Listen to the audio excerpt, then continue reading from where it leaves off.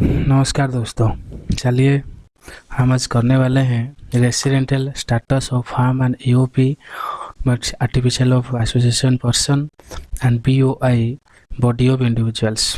ठीक है, इसको साइड करते हैं और हम पढ़ाना स्टार्ट करते हैं। चलिए, residential resident, a farm, AOP, BOI would be resident in India if the control and management of its affairs is situated wholly or partially in India।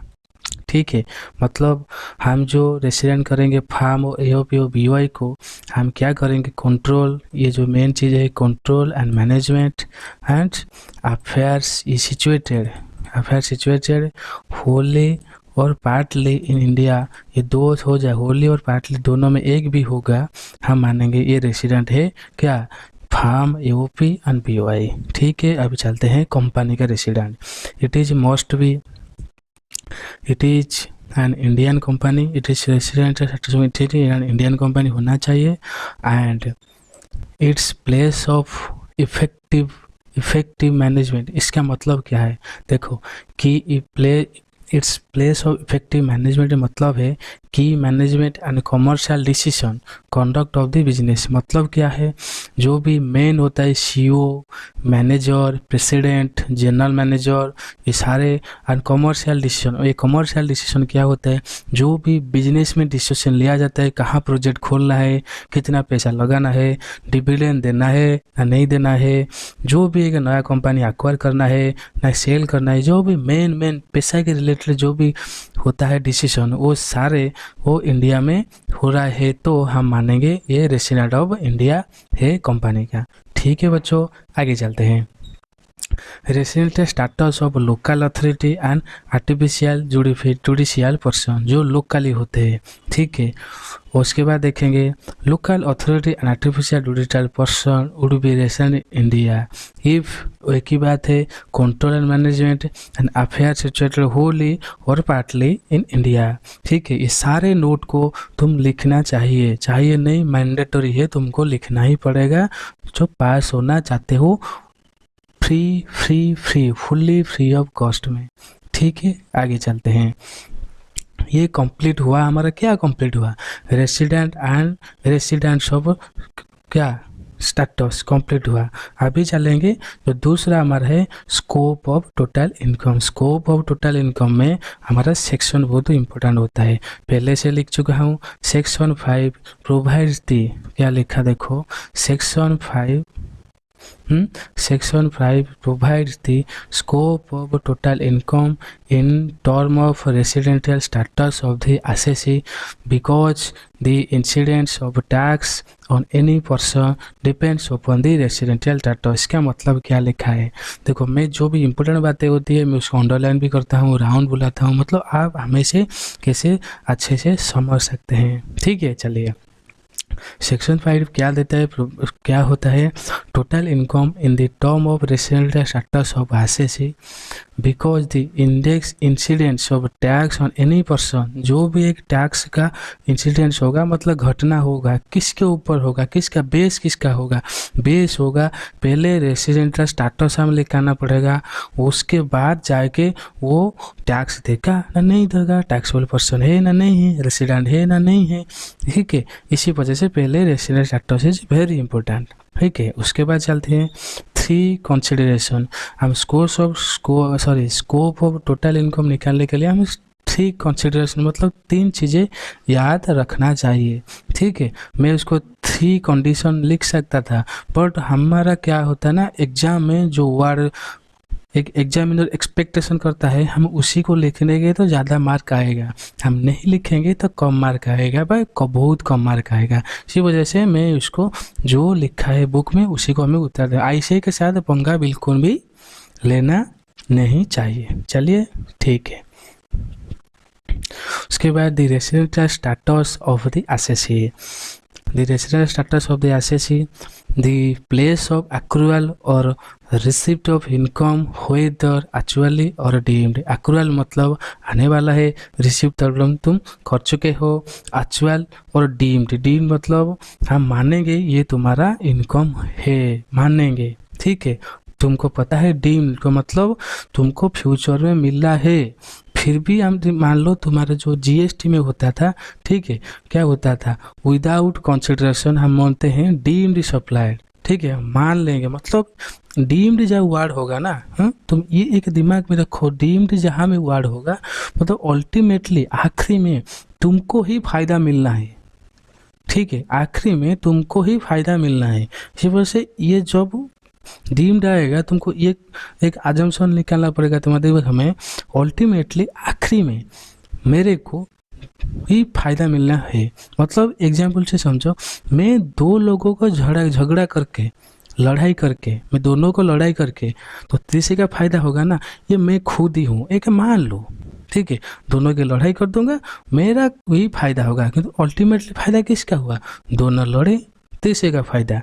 इसका दिमाग में ऐसा रखोगे तो एक ना पढ़ाई को एक लेमैन मतलब साधारण सा कर देना ना, हर एक आदमी समझ जाता है। हम सिर्फ पढ़ाई को सिर्फ पढ़ाई वर्ड में यूज करेंगे, सिर्फ ना वो समझेंगे, मतलब ज़्यादा बच्चे नहीं समझेंगे, इसलिए पढ़ाई को पूरा सिंपल कर दो। जो खान सर है, आप भी जानते हो यूट्यूब में, वो पढ़ाने के तरीके इतना सिंपल कर देते हैं, मतलब वो एक स्टोरी को बताता है, तुम सुनते हो। ऐसा मैं करने के लिए कोशिश कर रहा हूँ, तुम पढ़ाई को बोर मत लगना है, पूरे एंजॉय करना है, स्टोरी सुनना है, बस देखना आप कैसे अच्छे से पढ़ते हो। सॉरी, ठीक है। The point of time at which the income and accrued to or was received by or in behalf of assessee, ये दोनों में the point of time at which income accrued मिलना है, ठीक है, और was received मिल चुका है, और behalf of assessee मतलब किसके बदले में भी तुमको assessee को फायदा हो रहा है, हम सारे को स्कोप ऑफ टोटल इनकम में इंक्लूडिंग करेंगे, ठीक है। अभी चलते हैं तुम्हारे हिसाब से क्या क्वेश्चन पर, क्वेश्चन 5, ठीक है। चलो क्वेश्चन मतलब illustration 5।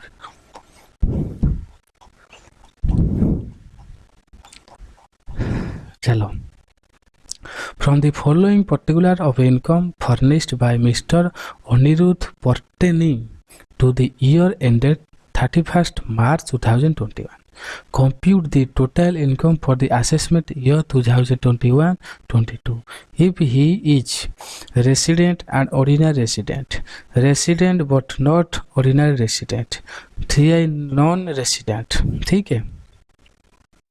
short term capital gain on sale of share of an Indian company received in Germany, ये देखो short term capital gain on sale of share of Indian company received in Germany 15,000, Indian company received in Germany, ठीक है। पहले question पढ़ दो, मैं तुमको बाद में समझा दूंगा, बाद में मतलब क्वेश्चन खत्म होने के बाद मेरे बच्चे।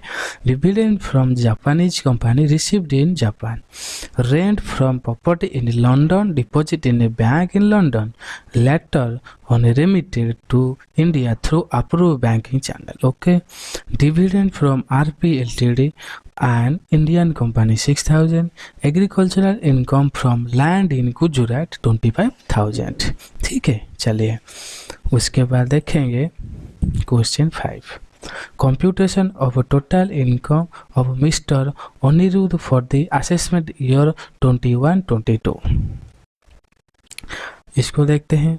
पर्टिकुलर पहले लिख दो, resident and ordinary resident, resident but not ordinary resident. देखो मैं अरे में जो चीज़ें ज़रूरत है मैं हमेशा अंडरलाइन करता हूँ। मेरा नोट जब तक मैं कोई भी बच्चा पढ़ रहा है ना मेरे पास, मैं हमेशा देखता हूँ पूरा 100% उसको अच्छे से लिखना कैसे है, वो क्या याद करना है, मैं सारे तुमको देता हूँ हमेशा से, ठीक है। चलिए, शॉर्ट टर्म कैपिटल गेन क्या लिखा है, short term capital gain on sale of share of an Indian company received is Germany, ठीक है। Short term capital gain on sale of share of an Indian company received in Germany, ठीक है।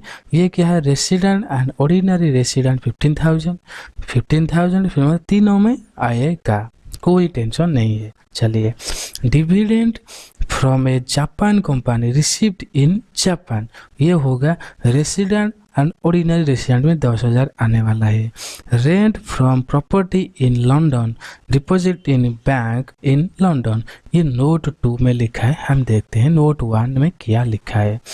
Rent received assume आज gross annual value, कुछ नहीं दिया है तो लिखो 75,000। डिडक्शन अंडर सेक्शन 24, ये जो 30% है रूल्स है, मतलब सेक्शन का अंडर में रूल है, ये 30% क्वेश्चन में नहीं दिया है, इसी वजह से 30%, 75 का 30% क्या है 22,500। ठीक है, ये 22,500 को माइनस कर दो, इनकम फ्रॉम हाउस प्रॉपर्टी आ गया 52,500, नोट 1 कंप्लीट। ठीक है, चलते हैं आगे। 52,500 मिल गया किसको, रेसिडेंट एंड ऑर्डिनरी रेसिडेंट को। चलिए, dividend from RPLTD and Indian company taxable form assessment year 21-22 का 6,000, ये सारे हो गए resident and ordinary resident, resident but not ordinary resident, non resident को भी मिलेगा, सारे को टैक्सेबल होना है, बट हमको देखेंगे नोट 2। ठीक है, ये लिखा है agriculture income is exempt under section 10(1). ठीक, इसी वजह से इसको क्या लिखा है नोट 1, ये 6,000 लिख दिया, सॉरी ये जो एग्रीकल्चर इनकम हमारा क्या होगा एग्जेम्प्टेड होगा। ठीक है, ये सारा को मिला दो 83,500, 21,000, 21,000। ठीक है, आई थिंक ये क्वेश्चन नंबर 5 तुम्हारा क्लियर कंप्लीट हो चुका है। ठीक है, चलिए क्वेश्चन नंबर 6 करते हैं। ठीक है, क्वेश्चन नंबर 6, 7, 8। ठीक है, उसके बाद इस चैप्टर का कंप्लीट हो जाएगा क्या, मतलब इलस्ट्रेशन कंप्लीट हो जाएगा। ठीक है, हम चलते हैं, थोड़ी रेस्ट लेते हैं, पानी पी के आता हूँ। देखो क्वेश्चन नंबर 6 में आते हैं, mister David an Indian citizen age 40 years.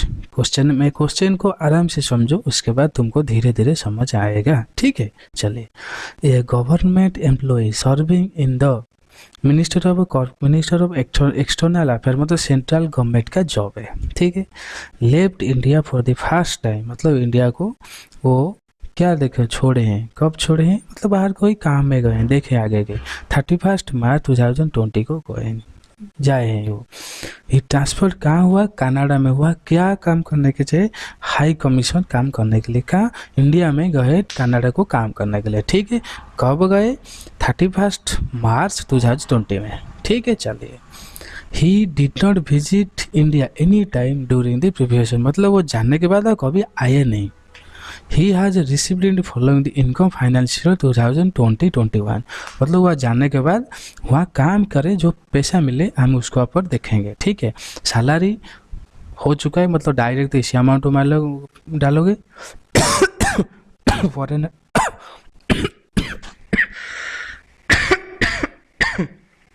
Sorry बच्चों, foreign allowances 4 lakh, interest on fixed deposit from bank in India 1 lakh, income from agriculture in Nepal 2 lakh, income from house property in Nepal 2,50,000। ठीक है, ये जो नेपाल है ना, ये में एक क्वेश्चन का टर्निंग पॉइंट है।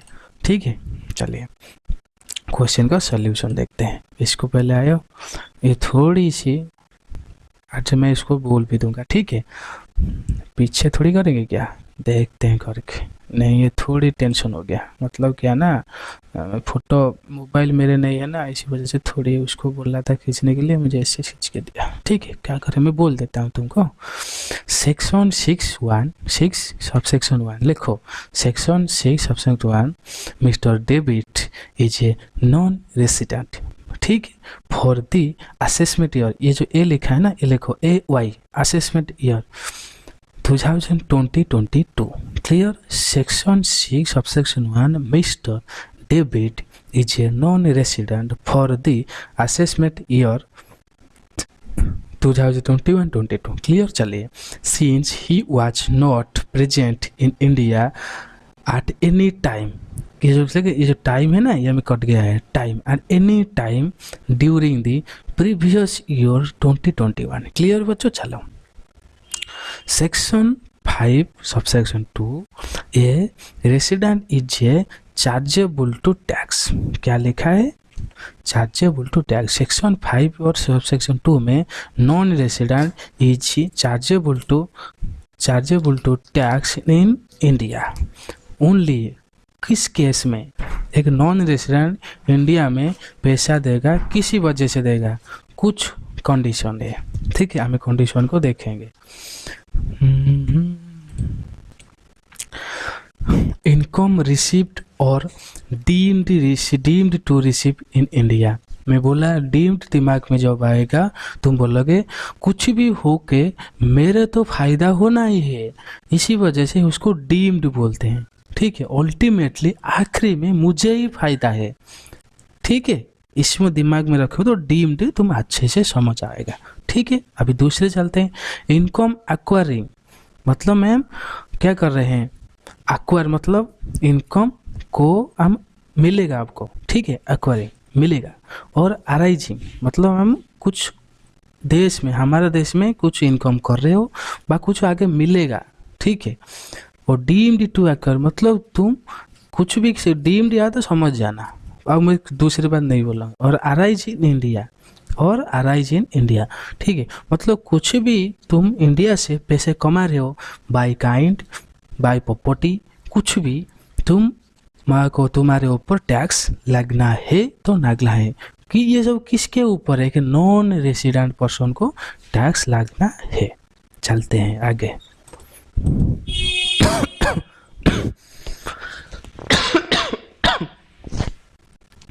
चलिए, income from agriculture in Nepal, ये मैं को बोला था ना, एक क्वेश्चन है, ठीक है, पॉइंट लिखो यहाँ में। Income from agricultural in Nepal and income from house property in Nepal would not be chargeable to tax in the hands of debit. क्या लिखा है हमें पहले और एक बार पढ़ते हैं। Income from agriculture in Nepal, Nepal में जो मिस्टर डेविड का क्या है, हाउस प्रॉपर्टी है, हम उसको टैक्स नहीं लगाते हैं। क्यों ना, नेपाल और इंडिया में बहुत क्लोज रिलेशनशिप है, इसी वजह से बहुत सारा टैक्स हम नेपाल को नहीं लेते हैं, ठीक है। इसी वजह से नेपाल में जो हाउस है उसको ऊपर डेबिट का कोई टैक्स नहीं लगेगा, ठीक है। Your Nepal will not be chargeable tax instead of debit, assuming that same were received in Nepal, ठीक है। Allowances or perquisite paid or allowed as such outside India by the government to a citizen of India for rendering service outside India is exempted to tax, ठीक। ये क्या लिखे, allowances perquisite paid or allowed such outside India by the government, by the government, देखो by the government क्या लिखा है, by the government, जो government जो बाहर में जो हमारा रहता है एम्बेसी, एम्बेसी मतलब जो भी तुम मान लो तुम अभी यूएस जाने वाले हो, जापान जाने वाले हो, लंदन जाने वाले हो, कैसे जाओगे, वो है एम्बेसी है। एम्बेसी मतलब वहाँ का है छोटा घर, ठीक है। यूएसए का छोटा घर इंडिया में होता है कि जो तुम जहाँ जाने आने के लिए, बिजनेस के लिए जो भी डॉक्यूमेंटल काम होता है सब एम्बेसी में होता है, ठीक है। इसी वजह से हमारे ये क्वेश्चन में क्या है, जो इंडिया में जो बाहर में रहते हैं, एम्बेसी मतलब हर कोई कंट्री में है हमारा जाके इंडिया का एम्बेसी, ठीक है। तो मुझे दुबई में गए हो, कोई प्रॉब्लम हुआ, किसको कंप्लेन करोगे, जाके इंडिया का जो वहाँ के होगा एक एम्बेसी, वहाँ में जाके कंप्लेन करोगे। ये जो एम्बेसी में रहते हैं, जो भी काम करते हैं, गवर्नमेंट के लिए काम करते हैं, उसको गवर्नमेंट क्या करता है, परक्यूजिट देता है, अलाउंसेस देता है, बहुत सारे बेनिफिट देता है, उसको क्या हम एग्जेम्प्टेड मानेंगे, किसका सेक्शन में, ऑन अंडर सेक्शन 7 में एग्जेम्प्टेड मानेंगे। चलिए, foreign allowances 4 lakh is exempted under section 7 in the hands of mister David, ठीक है। ये हमारा प्रोविजन था, ये है क्वेश्चन के आंसर। अभी चलते हैं आखिरी में। Gross total income of Mr. David for the assessment year 2022 particular salary हमारे कंप्यूटर था, मतलब गिवन 5 लाख लिख दो। Income from receive, income from others asset, interest on fix deposit India 1 lakh. Gross total income हो गया कितना, 6 लाख, ठीक है, हम चलते हैं इसको। आई थिंक हमारा अभी क्वेश्चन नंबर क्या हो गया, 6 खत्म हो गया है। क्वेश्चन नंबर 7 तुम्हारा होमवर्क है, तुम करोगे, इतना इम्पोर्टेंट नहीं है, इसी वजह से तुम भी कुछ होमवर्क करना चाहिए। 1-2 क्वेश्चन तो तुमको होमवर्क में दिया होता है, तुम करोगे, ये मुझे वादा करो। ठीक है, क्वेश्चन 8 चलते हैं, अभी करेंगे। ठीक है,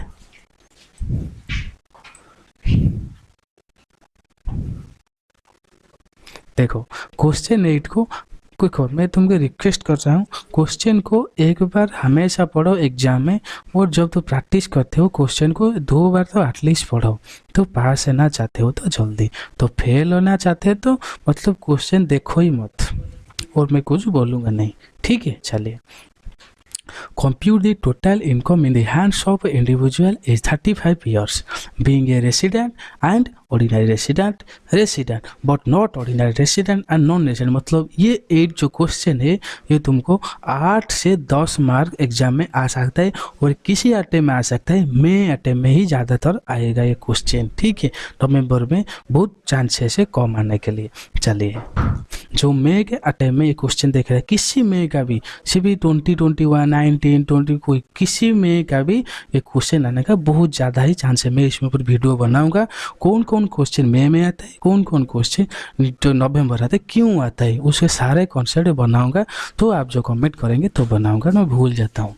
ठीक है, interest on UK development bond 50% of interest received in India, income from A how business of Chennai 50% received in India, short term capital gain on sale of share of an Indian company received in London 20,000, dividend from British company received in London 5,000, long term capital gain on sale of plant and Germany 50% of 50% of profit are received in 40,000, income earned from business in Germany which is controlled from Delhi 40,000 is received in India 70,000, profit from a business in Delhi but managed entirely from London 15,000, income from house property in London, deposit in a bank at London brought to India computed। मतलब इसमें कुछ लिखना जरूरत नहीं है,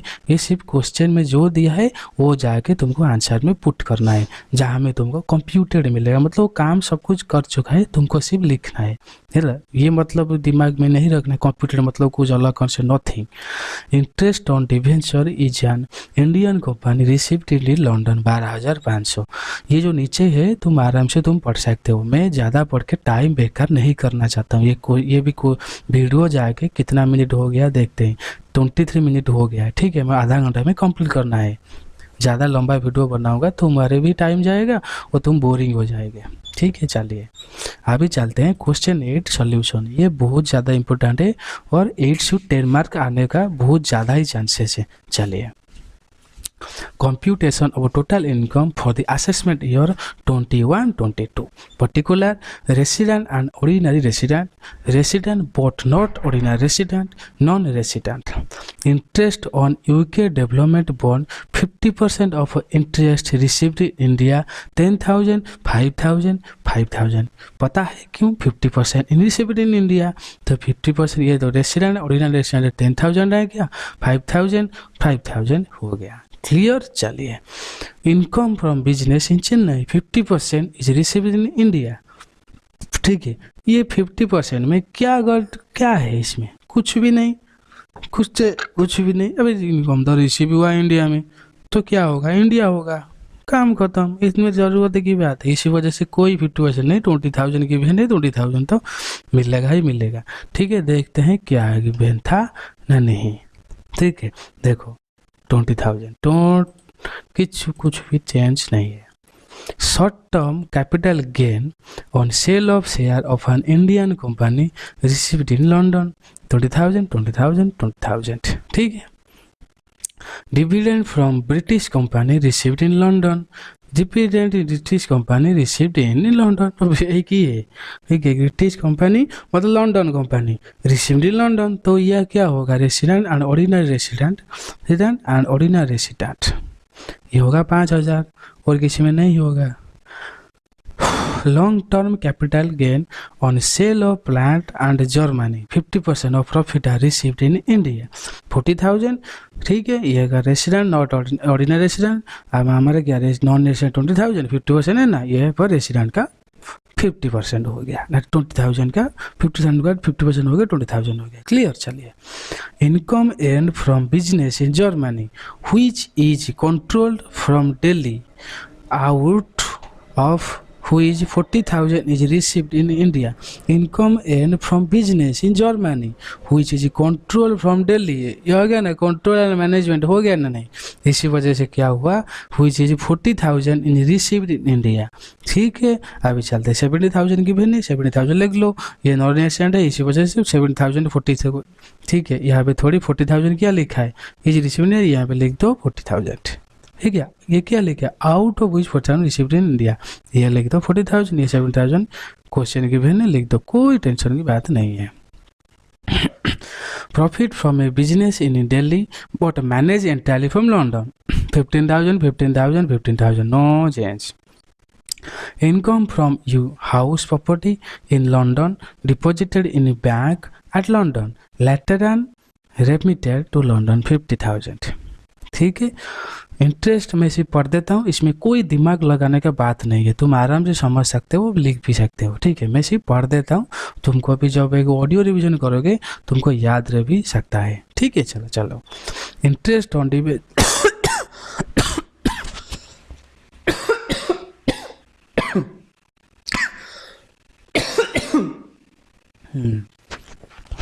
sorry, तबीयत थोड़ी ज़्यादा ही खराब है, मतलब थोड़ी रिकवर हुआ है, बट क्या करूँ, क्लास नहीं अपलोड हुआ है कल, तो मेरा टेंशन ज़्यादा ही है। चलो, interest on deposit in an Indian company received in London 12,000 12,000 12,000।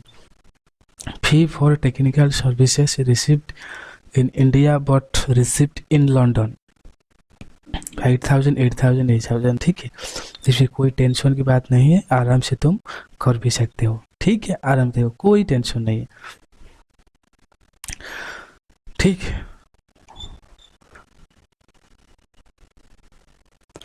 यह हो गया तुम्हारा सब ग्रॉस टोटल इनकम। यह होगा 3,52,000 2,18,000 1,83,000। डिडक्शन होगा under section 80TTA interest on saving bank account subject to maximum कितना है, 10,000, ज़्यादा नहीं होगा, इसलिए 10,000 मिला। अभी ये टोटल इनकम तुम्हारा 3,42,000 2,08,000 1,73,000 हो गया। ठीक है बच्चों, आई थिंक तुम्हारा सारा क्वेश्चन हो गया इलस्ट्रेशन का। एग्जामिनेशन क्वेश्चन ये बहुत ज़्यादा ही इम्पोर्टेंट है, तुम्हें हमेशा करना है। ठीक है, नेक्स्ट वीडियो में हम करेंगे एग्जामिनेशन वीडियो। ठीक, एग्जामिनेशन क्वेश्चन करेंगे। ठीक है, चलिए रखते हैं, मेरा थोड़ी गला सर्दी ज़्यादा है ना, इसलिए मैं मेडिसिन लेता हूँ और थोड़ी रेस्ट भी लेता हूँ। ठीक है, फिर हम पढ़ाएंगे 1-2 घंटे बाद, उन्होंने शाम को पढ़ाएंगे। ठीक है, थैंक यू, टेक केयर, आप खुशी रहिए और सबको खुशी में रखिए। ये बहुत खुशी जो होता है ना, हैप्पी बहुत इंपॉर्टेंट होती है किसी के लाइफ में, वो आप भी रहिए। Take care, bye bye, Vande Mataram.